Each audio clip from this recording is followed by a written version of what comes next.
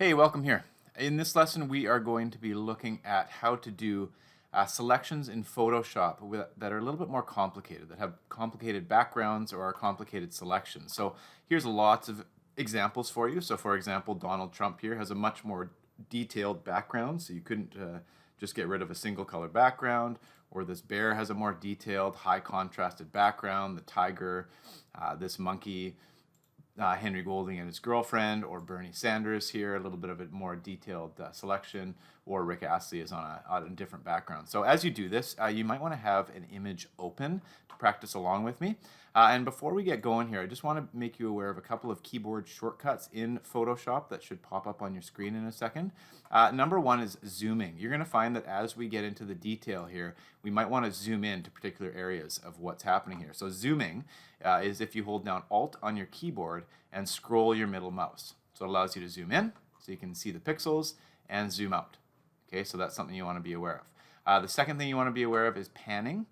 Panning is basically being able to move your picture on your screen, and that without zooming.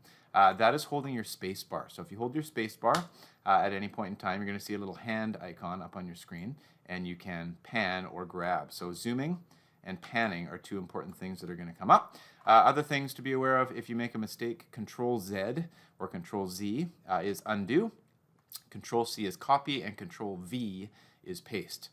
So the tool that we're going to use to start our selections is a tool called the Object Select tool. Now the Object Select tool is a ridiculously powerful tool. It is bundled with the fourth tool down here, and it's the top one called Object Selection Tool. It has two features. So when you go to the Object Select tool and you hover over the object that you would like to select, it might not automatically pop up. Basically, your computer probably has to process the image, so it might take a little while. You might have to also click on the image, but the idea eventually is it can kind of identify objects in the image, which is incredibly cool. When you click on the object, you'll get its selection, okay? And you'll see here, I'm just going to go to a different tool, but you'll see here that Donald Trump has actually been selected very, very well. There might be a few pixels here around his fingers that maybe are over selected if I wanted to go around his fingers, but as I go around, his hair is even done quite well. His selection is done pretty darn well. Maybe between his fingers here it's not perfect, so we'll talk about that in a little bit. So it's one feature of the Object Select tool, is just the hover and click. Now that doesn't always work. With the waving bear here, I believe it will also work. So here's the bear. I can click and it's done quite well, as you can see. Maybe under his fingernails under here it's not perfectly done, but we might run into an issue like this image here where you want to select Henry Golding and his girlfriend, and it's just not going to go that well. So if I click on him, it only selects him. So the other feature of the Object Select tool, if the hover click method isn't working, is to drag with the Object Select tool, drag a box over the selection that you would anticipate that it would be able to identify. Okay, so there we go. And it will take its time, and it will eventually try to identify the object inside of that box and select it. So you'll see here it's actually done, again, quite well. We'll talk about refining this in just a second. So we are not done. You'll notice in a lot of your images it's not done perfectly. So for example, under his shoe, it's overly selected a shadow under his shoe. Beside her dress, it's overly selected this item here. So regardless, I'm just going to start selecting all these images. So here's Bernie Sanders, here's Rick Astley. We've already selected Henry Golding and his girlfriend. The monkey I will select, the tiger as well. And we'll talk about the refinement. So pretty much in all cases it will do a good job, but not a perfect job. So now we are going to get into the refinements after you've done the original Object Select. So the two shortcuts you need to be aware of, as we show you some new tools here in a second, are the shortcuts of the Shift key. When you hold the Shift key, you're going to add to your current selection. I mean, I can show you here, I can show you really briefly the idea of that. So if I go to a tool called the Lasso Tool and I hold down the Shift key and I drew a big loop around his hand here, it's now going to add that to the current selection of Donald Trump, so that if I copy and paste it, that has been added. Obviously, I didn't want to do that, but the idea remains the same. So Shift is to add to a current selection, and Alt is to subtract. Now, or no, not Alt, sorry. Control is to subtract from, so Control is to subtract from your selection. So I do want to show you the three tools that you're generally going to use for your refinements of this after you've used the Object Select tool: the Lasso tool, the Polygonal Lasso tool, and the Magnetic Lasso tool. Now the difference between them are as follows. So the lasso tool is a freehand tool. It's not Photoshop trained. So whatever your hand does, whatever it circles, is what it's going to select. That has its own advantages and disadvantages as you do things. So if you're going to use a lasso tool, you're going to want to really, really zoom in. So for example, if I was going into, we'll do one later on, but if I was going into Donald Trump's fingers here and I wanted to subtract this little part here, I would hold down Alt. I would draw a loop around that part that I want to subtract, and there I've subtracted it. So I could do the same thing here. So the important thing if you're using the lasso tool is that you have to freehand it, and you might want to zoom in. Okay. Now that's one of the tools for refinements. Another tool is the polygonal lasso tool. Now the polygonal lasso tool, the nice thing about it is that it does straight lines. Okay. It's not Photoshop trained or programmed, but it can do straight lines. So your hand does not have to be quite so careful. Okay. So that's kind of that tool. And the third tool that I will show you about is called the magnetic lasso tool. The magnetic lasso tool, which maybe I'll just show you here with Henry Golding, for example, tries and attempts to find, it's Photoshop programmed, it attempts to find edges. Okay, so for example, if I wanted to, you'll notice here, I want to subtract this little bit here.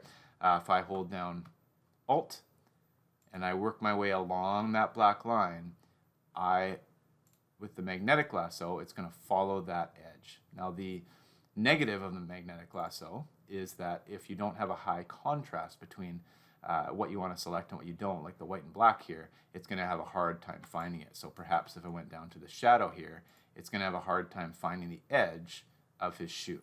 You'll see it kind of does a good job. It missed a little bit at the bottom there, but that's the magnetic lasso. Okay, and then I can go in here and maybe I'll use the polygonal lasso to delete this little part here.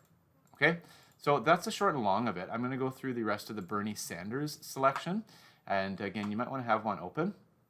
So here's Bernie Sanders. A couple of issues that we have. For some reason, it didn't select his mitten here. I would like to select his chair. Okay, and a lot of his chair has not been selected, so I want to refine that edge. Also, his hair, I think it's kind of over-selected up here. Don't worry too much about hair selections, but I kind of want to round it with his bald spot here a little bit. So, and also around his ear, kind of over-selected and went towards the chair here. So, again, just you might want to just watch or open up an image that you want to practice along with here. But the idea is use the Object Select tool, and then you start doing refinement. So, first of all, I'm going to work along his ear here. Okay. The tool and again, you can use any of the following tools, any of the lasso tools. The tool I'm going to use in this case is the regular, no, I'll use polygonal lasso. I think the magnetic lasso is going to have a hard time finding the edge of his hair here. So I'm going to go to the polygonal lasso. Because I would like to subtract this area, I'm going to hold down Alt. I'm going to zoom in nice and close, and I'm just going to click. So again, I can do very miniature straight lines.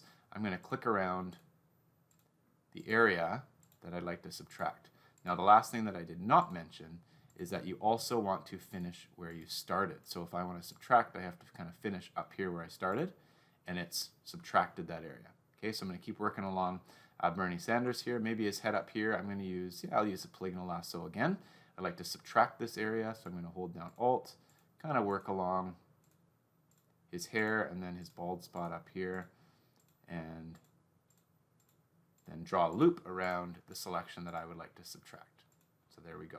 Okay, that's looking a little bit better. Okay, this glove, not a problem to add. Again, you want to hold down Shift. Remember, Shift is add, Alt is subtract. So I'm just going to draw a loop around that. It'll add his glove, and we'll keep working our way around. So the thing about the chair here, or any type of selections, is you can work in little pieces. So if you don't want to do it all in one piece, I'm going to use the polygonal lasso here again. You can do it in small pieces. So I'm going to hold down Shift and maybe just go from here to here to here to here and back to the start. Okay, and then I'll add a little bit more of the post. So from here, I'll go down to here, around here, back up, and there's the post. And I'll keep adding little bits. Now again, I know I'm using the polygonal lasso here, but you can use the magnetic lasso. Maybe I'll model that as well, since this has a high contrast with the background. If I go to the magnetic lasso and I hold down Shift to add, it should be able to follow that leg there without any problem. So maybe I'll just work my way across here for the time being, just do small portions, and then work my way back up and finish where I started. So I'll just loop my way around here, around the edge, finish where I started. I've added that part. Okay, I'm going to go back to the polygonal lasso because straight lines it's a little bit easier here, but you can continue kind of working along. Another thing is if you make a mistake and everything disappears and all of your work just disappears, so maybe I'll model that for you here in a second. So you click and everything disappears and then you're freaking out. You might want to just press Control Z until you get that selection back. So Control Z, remember, is undo or go backwards a step or two. So that's kind of that piece there. Okay? So you can keep watching this video if you like. That is basic difficult or more contrasted background type of selections in Photoshop, or you can just keep plowing with me here and watch me finish off Bernie Sanders in his chair. So that's what we'll do.